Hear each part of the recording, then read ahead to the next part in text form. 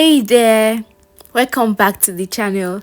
Do you want to transfer your photos from Google Photo to your iPhone? Today I'll guide you through the process step by step. Let's get started. First, unlock your iPhone and open the App Store. Search for Google Photos and download the app if you haven't already. Open the Google Photo app and sign in with your Google account. Make sure you are logged into the account where your photos are stored. In the Google Photo app, browse through your photos and select the one you want to transfer. Tap and hold on the photo to select multiple images.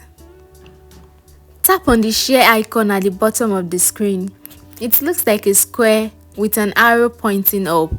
Then select Save to Device. This will download the selected photo to your iPhone photo app.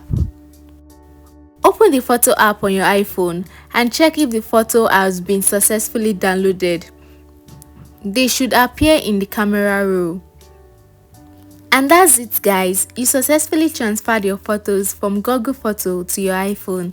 If you found this tip helpful, please don't forget to subscribe, like, and comment on our post for quick and easy tutorials. See you next time.